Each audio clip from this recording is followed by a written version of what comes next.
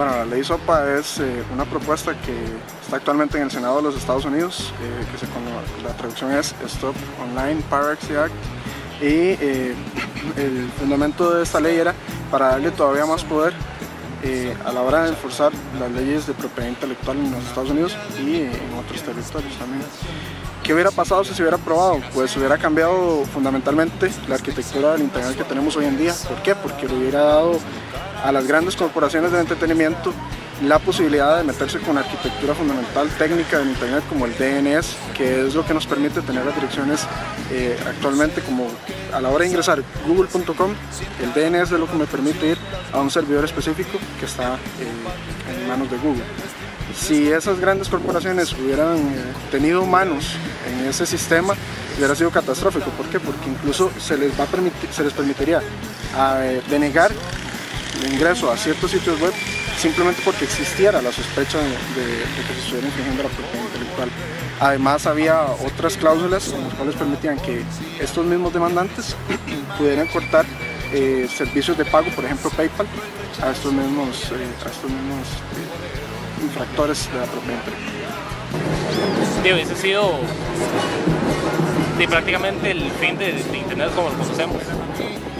Uno tiene acceso libre a, no sé, a ver el contenido que usted quiera, sea cuestionable o no, pero tiene la libertad de eso, con la ley de SOPA y con ACTA en Europa y con todas esas, ya los gobiernos pueden hacer un encierro sobre el contenido al cual usted tiene derecho a acceder, como sucede en muchos países, como sucede en Irán, que pretenden hacer una intranet con contenido que sí se permite ver y con contenido que no.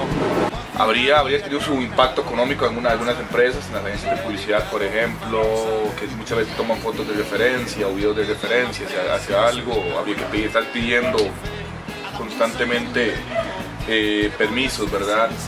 Creo que Facebook hubiera perdido su dinamismo, el mismo Twitter, las redes sociales en general, el mismo YouTube hubiera perdido hacia su espíritu de democracia, ¿verdad? Porque de alguna manera lo más democrático que podemos conocer es la Internet, ¿no? Y creo que hubiera sido castrar algo de ese espíritu irreverente y democrático que tiene la Internet, ¿no? Propiedad intelectual, eso nos atañe bastante a nosotros, ¿verdad? Como músicos.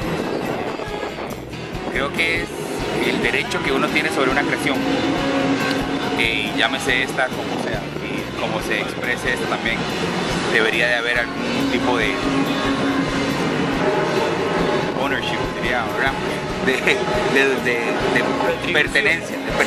Y por hacer esto, o sea, si a la gente le gusta lo que yo estoy haciendo, debería de alguna manera, este es el único elemento que yo tengo para poder seguir haciendo. Me copiaron un par de artículos de blog que ha sido pues, lo peor que me han hecho. Sin embargo, es una historia un poco curiosa. Esa persona que me robó el artículo completo igual dejó un link a mi blog que fue pasando de mano en mano hasta que llegó una directora a la UNCA y de ahí nació la posibilidad de dar una charla sobre propiedad intelectual. Entonces muchas veces lo que vemos como un robo en esta nueva arquitectura puede terminar siendo una gran oportunidad.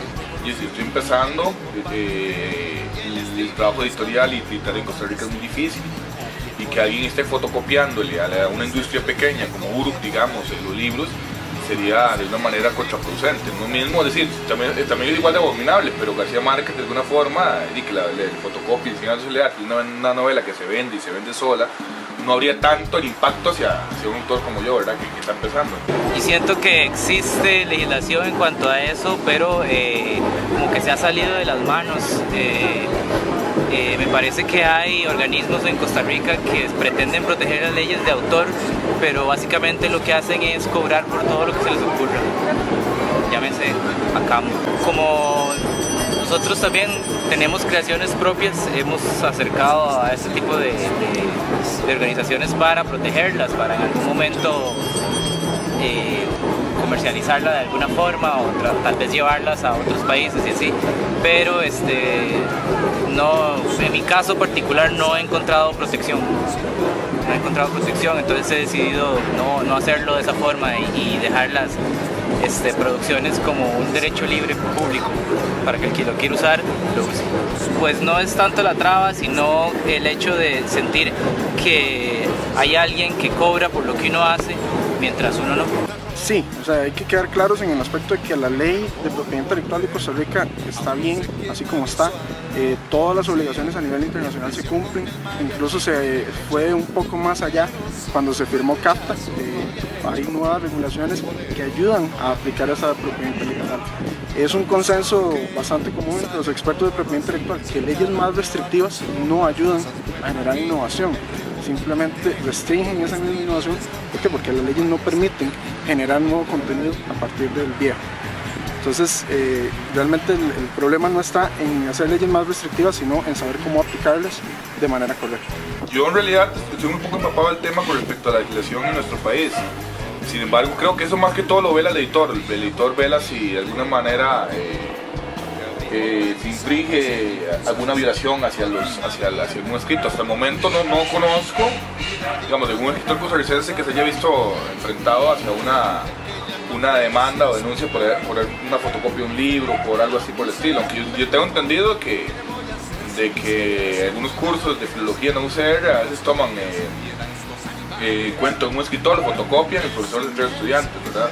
Pero no sé qué alcances tendrá ya ese punto cuando es una cuestión didáctica, ¿no? Como estudiante creo que no tendría ningún problema en subir los proyectos finales, tanto de grabación como cualquier otro curso, a internet. Incluso hay ciertos proyectos, principalmente en las universidades públicas, para que eso sea una realidad, para que los estudiantes y los profesionales dentro de la universidad puedan subir sus trabajos y que estén disponibles al público.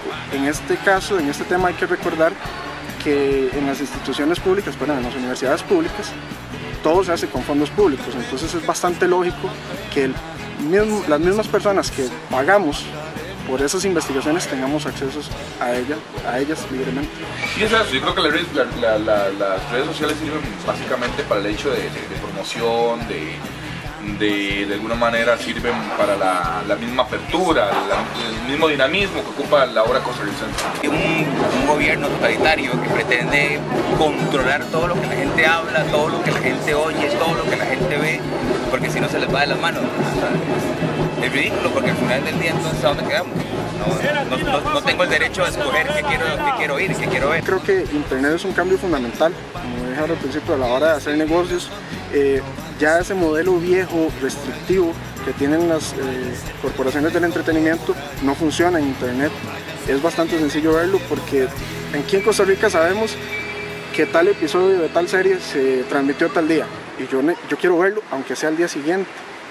Pero ¿qué es lo que pasa? En Netflix, por ejemplo, que es el servicio más seguro en ese sentido, me lo van a dar hasta un año después. Entonces esas situaciones son las que promueven la piratería, son las que no nos dejan contentos con el estado actual de internet, con los servicios que hay. Entonces, como les digo, ese sistema no está funcionando, hay que buscar nuevas formas o simplemente aislarse y decir que todo el mundo es un ladrón, que todo el mundo me está robando. Incluso existen ejemplos bastante claros. Está el ejemplo de Trent Reznor, que en el año 2010 fue uno de los artistas más vendidos y fue un disco que se liberó mediante licencia Creative Commons y distribuido en la red libremente. Igual Radiohead, cuando tuvo la oportunidad de distribuir su disco libremente, lo hizo, incluso obtuvo más ganancias que cuando distribuía mediante el método tradicional.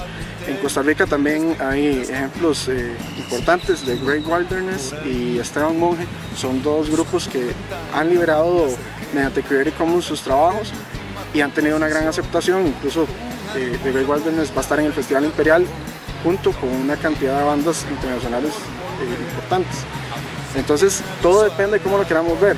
Si yo quiero seguir viendo ladrones, veré ladrones todo el tiempo y promoveré leyes que sean más restrictivas, pero eso más bien lo que va a hacer es ocultar la innovación, restringir la libertad de expresión.